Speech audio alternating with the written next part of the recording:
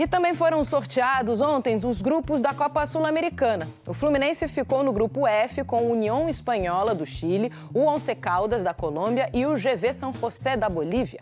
Já o Vasco está no grupo G e vai pegar o Lanús da Argentina, o Puerto Cabello da Venezuela e o Melgar do Peru.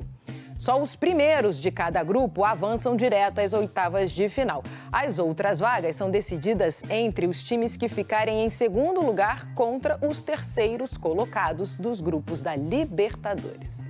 Vamos olhar agora a Sul-Americana, Lucas Pedrosa. Eu discordo bastante dessa enquete aqui. Você discorda? Por quê? Você acha quem que foi Pedreira? O grupo do Vasco não é pedreira. Não é pedreira? Não é pedreira, quem é a pedreira pra você maior? Pra mim, o grupo do Botafogo tá difícil. O do Fluminense também não é fácil por conta dos aspectos fora de campo. Mas se fosse pra votar aqui, eu colocaria o do Botafogo como mais difícil. Na comparação entre os Exato. demais, né? O grupo F é o do Fluminense. O Fluminense, União Espanhola, Once Caldas e o São José é o grupo do Flu. E aqui o grupo do Vascão é o G. Lanús, Vasco da Gama, Puerto Cabello e Melgar. Você achou o que aí do grupo do Vasco? Achei bem acessível, bem mediano. O Vasco tem a obrigação de passar, na minha visão. O Lanús é uma equipe... Passa um só, né, gente? Passa um só diretamente, né? O segundo colocado vai disputar um play-off com os terceiros colocados da Libertadores. Então, eu não consigo entender o Vasco como pedreiro. Eu acho que o Vasco tem obrigação de passar pelo investimento que tem, pelos jogadores que tem também. Voltando a uma competição sul-americana, inclusive contra o Lanús, boas lembranças para o torcedor vascaíno, que já enfrentou em 2007 e eliminou em 2012 também na Libertadores, a mesma coisa. O Puerto Cabello é a mesma coisa que o cara bobo lá, é muito difícil a viagem é muito mais preocupante do que o próprio time, que só tem 14 anos de existência, e o Melgar tem altitude, mas é uma altitude também que não é a altitude, por exemplo, que o Fluminense vai enfrentar, que é de quase 4 mil metros. O do Melgar, no Peru, é de 2.300 metros, cerca de 2.300. Então, assim, cara, pedreira eu não vejo nada de pedreira, não. Eu não acho que é um grupo fácil, como muita gente falou, mas o Vasco tem a obrigação de passar com isso aí. O do Flu, 4 mil metros aqui pro São Quase José, 4 né? mil. Quase 4 mil metros. Isso é muita coisa. Muito. A gente fala de Quito, que tem 3 e pouco, blau, né? 3.700 e pouco do São José. O Flamengo jogou contra o São José em 2019 na Libertadores. E como foi um jogo Vini? extremamente difícil, complicado, embora o Flamengo tenha vencido na ocasião, com um gol do Gabigol, inclusive. E eu lembro que foi durante o Carnaval aqui no Rio de Janeiro, enfim. Lembro muito bem desse jogo. Foi um jogo muito complicado. O Flamengo teve muitas dificuldades nos bastidores por conta da altitude. Se eu tivesse que votar nessa enquete aqui, proporcionalmente falando, eu votaria no Fluminense. Óbvio que na Libertadores eu acho que o grupo do Botafogo é mais difícil que o grupo do Flamengo. E na Copa Sul-Americana eu acho que o grupo do Fluminense é muito mais difícil que o grupo do Vasco da Gama. O Once Caldas também tem 2 mil e pouco. Tem tradição também. Tem um pouquinho de altitude. E a gente fala um pouquinho quando a gente olha o São José, que é quase 4 mil, mas já é uma altitude que já dá um desconforto, já dá mudanças fisiológicas. A logística é muito complicada para São José. Porque não é só... o São José, às vezes você tem uma altitude que já te pega a altitude. Às vezes a chegada até o local, você tem que pegar um avião e ônibus e não sei o que, já dificulta mais ainda. O trajeto terrestre começa a ficar muito grande. Então você começa a ter um desgaste, além do desgaste natural fisiológico que a altitude te entrega, um desgaste da viagem também. Eu quando vem sorteio, assim, vocês sabem, eu sou a maior preocupação minha é com altitude, porque não é nem muito além da esfera esportiva, é o ser humano. Até os nossos colegas jornalistas, quando vão fazer cobertura, muitos não se sentem bem. Quer dizer, a altitude ela é muito, entre aspas, cruel para nós que vivemos aqui no nível do mar. Ela é muito, ela machuca, vamos dizer assim. Jogar bola nessas condições para mim é muito ruim. Então, quando sai sem altitude, eu fico aliviada, que foi o caso do Botafogo. E o Flu pegando 2 confrontos, né? 2 confrontos com altitude é bastante coisa. Tá aí o grupo. Você ficou feliz? Quando foi saindo as bolinhas, ô Pedro? Você foi sorrindo? Foi o quê? Foi...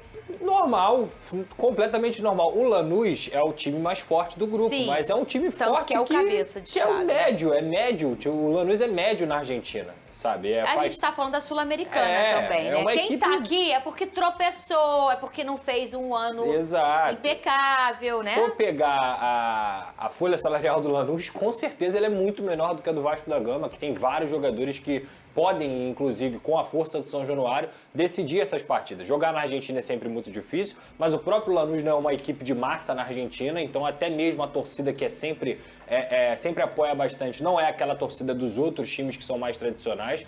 Então eu realmente considero que o Vasco tem a obrigação de passar no grupo. Pedrosa, como tá a preparação do Vasco pro Brasileirão? Coutinho já tá treinando.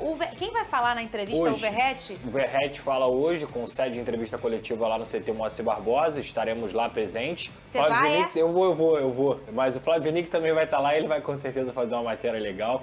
O Coutinho ainda está numa fase de recuperação da fisioterapia, passando bem. Vai voltar à transição aí já na próxima semana, para quem sabe ficar pelo menos no banco no jogo contra o Santos no dia 30 em São Januário. Assim como também o Adson tem treinado com o grupo, feito trabalhos com o grupo nessa transição, um jogador que vai ser muito importante nessa temporada. O Estrela, a mesma coisa. Como ele fez falta depois que machucou, faz muita falta, muita. E a boa notícia é o David também, que está voltando cada vez mais rápido do ligamento cruzado anterior, mas esse um pouquinho mais para frente. Então, a preparação continua, Fernanda. Acho que o Vasco teve aí um tempo suficiente, ainda tem uma semana praticamente para poder trabalhar. É o teste final de fogo do Fábio Carille, não tem mais o que reclamar, nem sobre o elenco, muito menos sobre o tempo de preparação. O Vasco teve 20 dias, vai ter 20 dias aí até o jogo contra o Santos.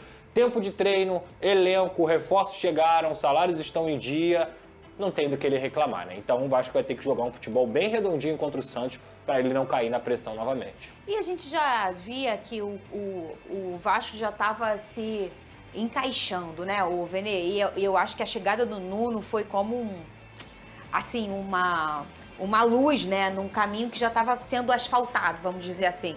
E aí você tendo o retorno possível de outros jogadores, que são grandes jogadores, e a questão clínica foi os tirando do caminho, você tem reforços chegando mesmo que não tenha tido um investimento, porque imagina, você tem uma volta de um Estrela, o tanto que esse menino jogou até se machucar, e logo aconteceu. O Adson, que foi um cara que eu acho que há uma cronologia do Vasco, antes com o Adson. Sim. E sem o Adson na temporada, Vini. O próprio David estava numa crescente muito boa, era um jogador extremamente importante, mas eu tenho certeza desses nomes mencionados aí, o Adson para mim vai ser o principal reforço caseiro, digamos assim.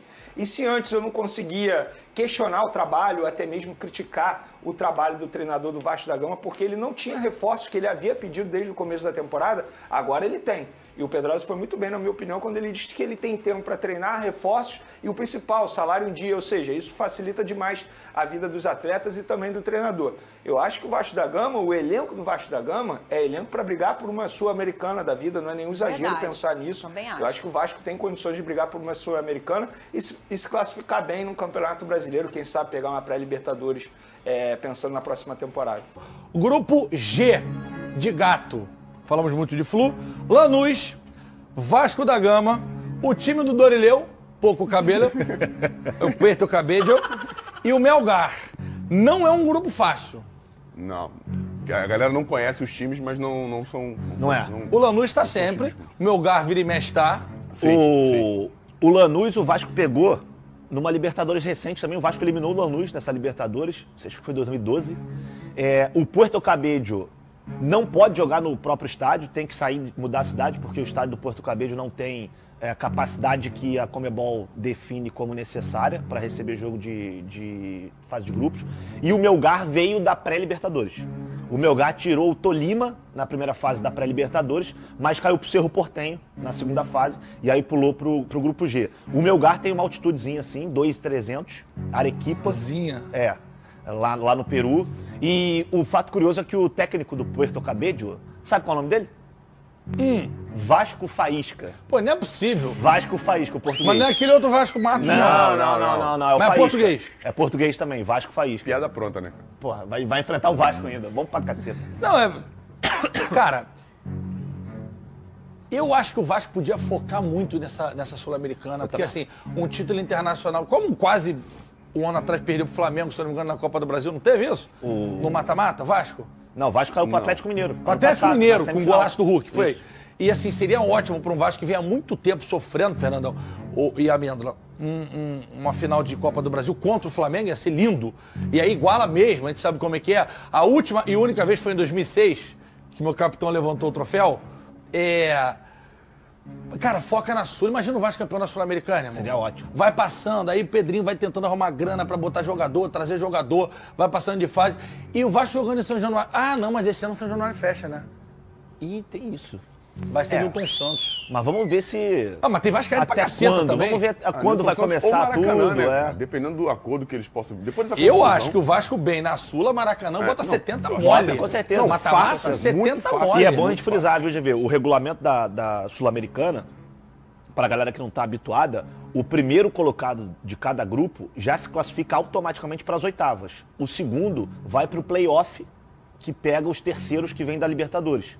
Então é importante você terminar em primeiro do grupo para você já se classificar automaticamente para as oitavas de final. Então, volta ali na Libertadores pra mim. Então, quando entrar o mata-mata da Copa Sul-Americana, pode ser Botafogo, pode ser River Plate, pode ser Flamengo, pode ser São Paulo, se não classificar e cair em Se for em terceiro. terceiro, isso aí. Pode ser um Fortaleza, um Racing, pode ser... Então, assim... Melhores terceiros, são quantos terceiros? Acho que são, não sei se são todos, acho que são todos os Acho que terceiros. são Todos os terceiros todos, vão são pra lá? todos. Caramba, isso é legal, Bora né, botar cara? pra Sula ali. Isso. Vamos botar uma arte aqui pra gente comparar a altitude. Cadê? Bota aí pra mim, ferinha.